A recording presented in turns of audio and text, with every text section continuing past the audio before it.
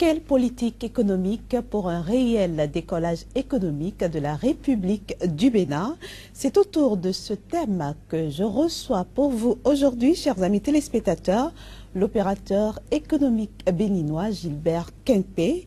Avec lui, nous allons analyser la situation socio-économique de son pays, le Bénin, et proposer des pistes de solutions pouvant aider le pays à sortir de l'ornière.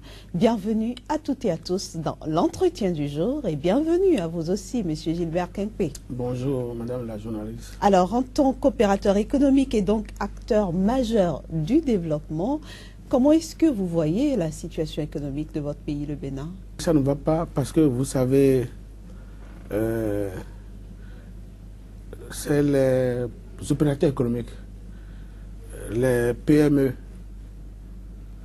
c'est eux et les commerçants, c'est eux qui constituent, qui peuvent faire décoller l'économie de notre pays.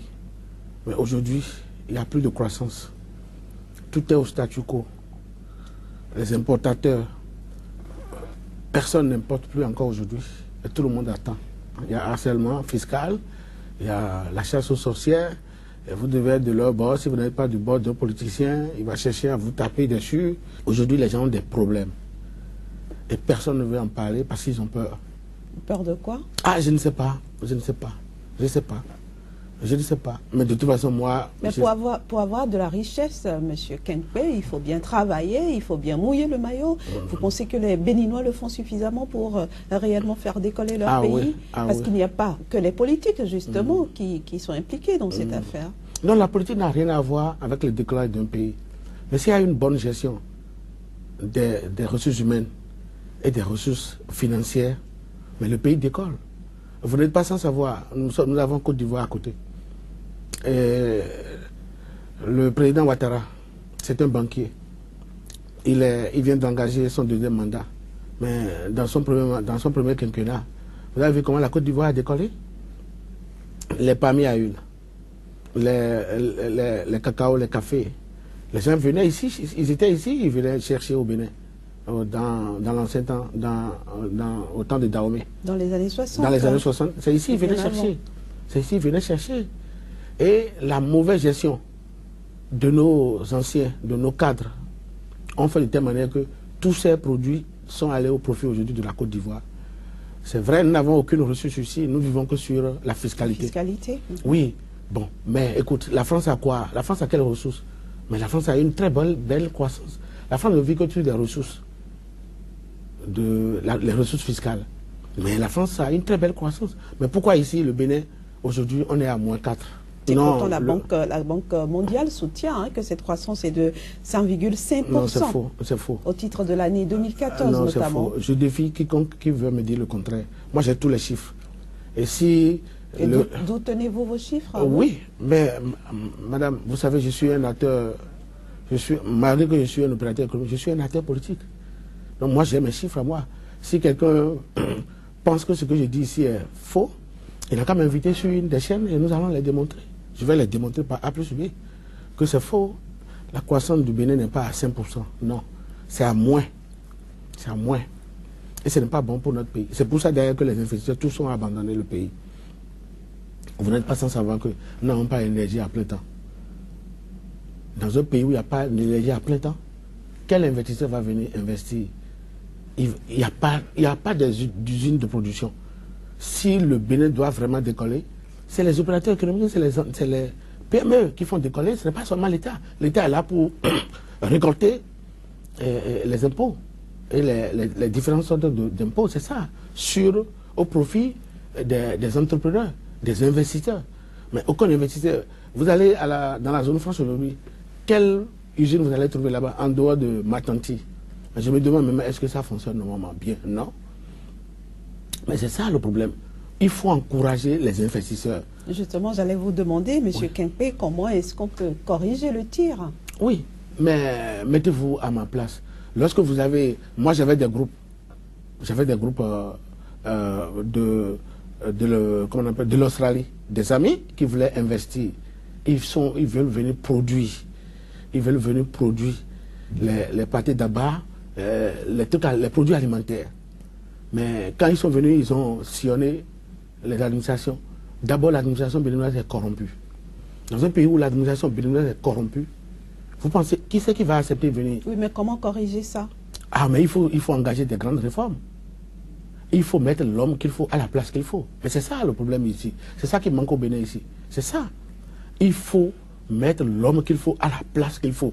Et les gens n'ont même pas le courage de dire la vérité. Et vous pensez que quand ça va se faire, quand on aura mis chaque homme à la place qui lui convient, comme par une baguette magique, le Bénin va décoller? Oh, bien sûr, et qu'on empêche ceux-là, désormais, de s'attendre à des enveloppes.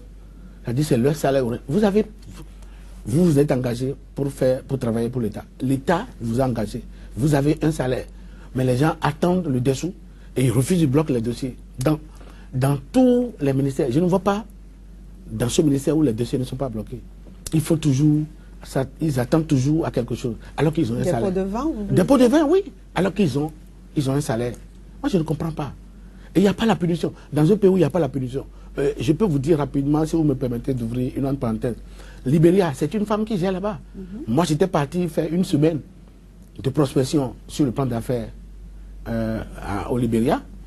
Mais le simple chauffeur qui m'a conduit pendant les 5 jours, il m'amène à l'aéroport.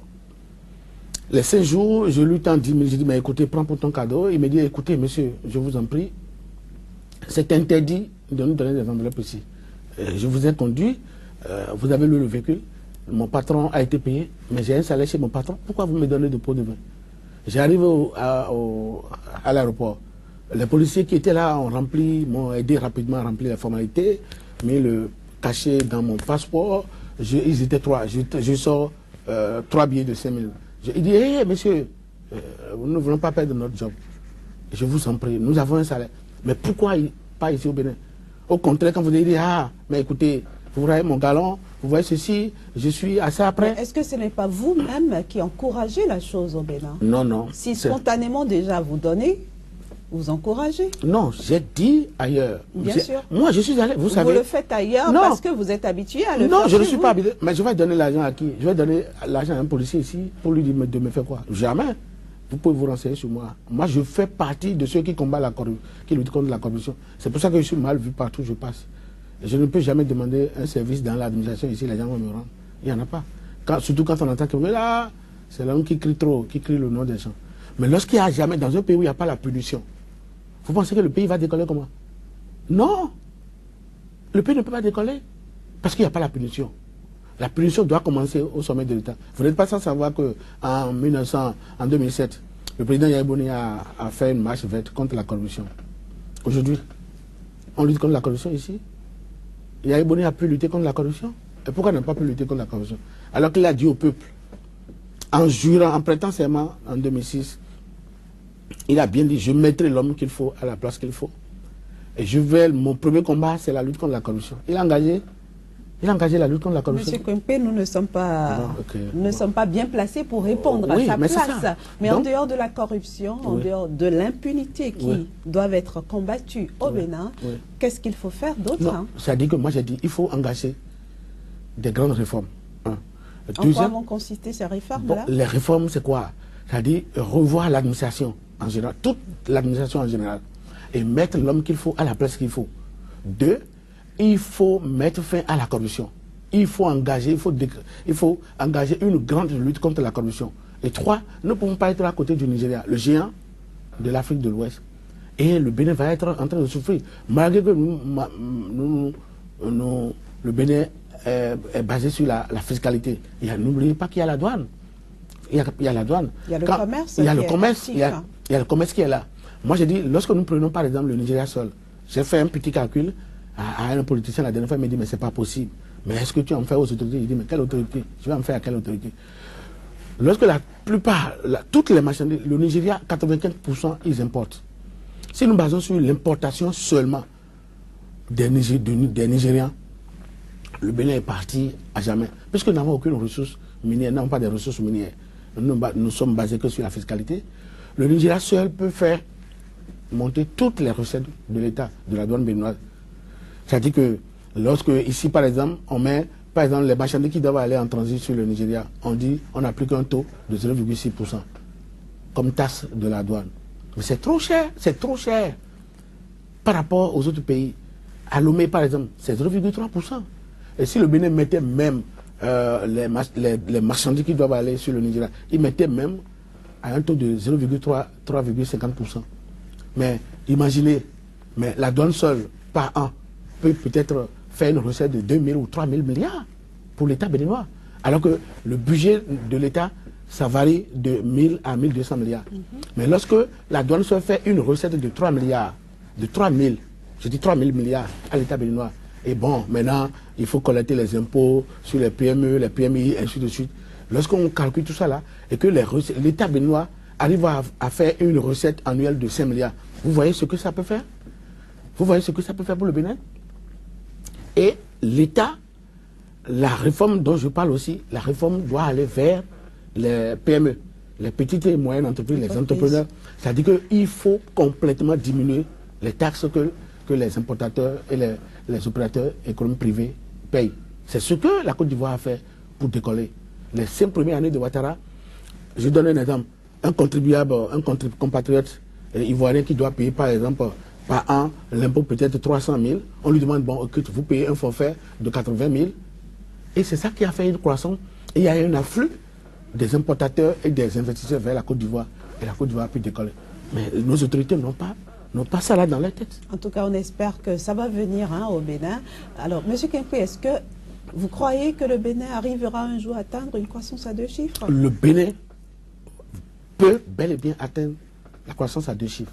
Pourquoi pas? Ce n'est pas utopique. Non, je n'invente rien. Les gens vont me dire, oui, ceux qui vont me regarder sur les chaînes vont dire, ah oui, c'est un politicien qui parle, il est venu pour endormir le peuple. Non, il y a des hommes capables dans notre pays qui peuvent bien faire décoller le Bénin pour que nous ayons une croissance à 2 chiffres. Si les Béninois décident de confier leur sort à quelqu'un valable, capable, qui puisse engager les grandes réformes, qui puisse faire tourner dos à la corruption, qui puisse mettre fin à la pagaille gâchis au sommet de l'État, je vous jure, en une année, tous les importateurs, tous les opérateurs économiques, ils se sentiront à l'aise chez eux. Parce que lorsque vous cherchez du gari, et vous cherchez du gari et vous avez déjà de la salade, vous cherchez de la salade, vous avez déjà de l'homme, vous avez tout. Mais je crois que tous les Béninois se sentiront heureux. Et c'est ça que moi je souhaite pour mon pays, le Bénin. C'est ça que je souhaite pour mon pays, le Bénin. Mais c'est ça en réalité. Donc, ce qui attend le prochain locataire de la Marina, il n'a qu'à s'attendre, il n'a qu'à mettre dans sa tête qu'il faut engager des grandes réformes. Mais vous allez voir, si c'est les mêmes types qui reviennent, et il va être entouré de vautours autour de lui, le Bénin va s'assombrir. La même spirale va continuer. Alors pour conclure cet entretien, Gilbert Kenkoué? Aux Béninois et aux Béninois, aux importateurs, les PME et les PMI, et les investisseurs qui nous attendent, je leur dis, dans quelques mois, le Bénin va connaître un afflux sur le plan des investissements. Puisque l'homme que le Bénin attend, c'est un homme qui va engager des grandes réformes. Qui pourra réellement impulser le décollage du Bénin. Merci beaucoup Gilbert Kenkoué d'avoir accepté notre invitation sur l'entretien du jour. Ce fut un plaisir de vous avoir reçu. Chers amis téléspectateurs, nous sommes déjà à la fin de cet entretien. Merci à vous de nous avoir suivis. Au revoir.